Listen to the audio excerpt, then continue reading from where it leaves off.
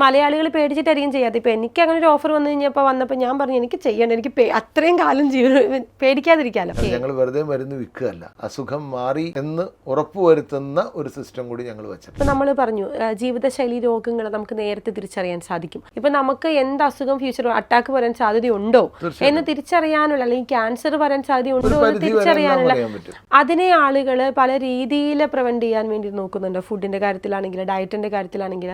പക്ഷെ ആദ്യമായിട്ടാണ് ആയുർവേദത്തിൽ അങ്ങനെ ഒരു കോൺസെപ്റ്റ് കേൾക്കുന്നത്. എല്ലാവരും ഇതിനെക്കുറിച്ച് റിസർച്ച് ചെയ്യുന്നുണ്ട്. നമ്മളതിലും കുറച്ചും കൂടി സ്മാർട്ടായിട്ടും അഡ്വാൻസ്ഡ് ആയിട്ടും നമ്മൾ മൂവ് ചെയ്യുന്നുണ്ട്, നമ്മളത് ഇംപ്ലിമെൻറ്റ് ചെയ്യുന്നുണ്ട്. കാരണം വെച്ചാൽ നമ്മളതിൽ അതിനുള്ള സംവിധാനങ്ങളുണ്ട്. ഞങ്ങളുടെ മരുന്ന് കഴിച്ച് അസുഖം മാറി എന്ന് ഉറപ്പുവരുത്തുന്ന ഒരു സിസ്റ്റം കൂടി ഞങ്ങൾ വെച്ചിട്ടുണ്ട്. കാരണം ഞങ്ങൾ വെറുതെ മരുന്ന് വിൽക്കുകയല്ല, അവരെ ഞങ്ങൾ കൃത്യമായിട്ട് ഫോളോ അപ്പ് ചെയ്യും.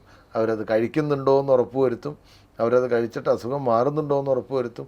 ഇനി അത് ആർക്കെങ്കിലും മാറുന്നില്ലെങ്കിൽ അവർക്ക് ഞങ്ങളുടെ 3 ഹോസ്പിറ്റൽ, ചെങ്ങന്നൂരും കൊയിലാണ്ടിയിലും പയ്യന്നൂരുമുള്ള ഹോസ്പിറ്റലിൽ ഡോക്ടർമാർക്കുള്ള കൺസൾട്ടേഷനും ഞങ്ങൾ അറേഞ്ച് ചെയ്ത് കൊടുത്ത് അസുഖം മരുന്ന് കഴിക്കാൻ തയ്യാറുള്ളവരാണെങ്കിൽ അവരുടെ അസുഖം എടുക്കുക എന്നുള്ളതാണ് ഞങ്ങളുടെ ലക്ഷ്യം തന്നെ.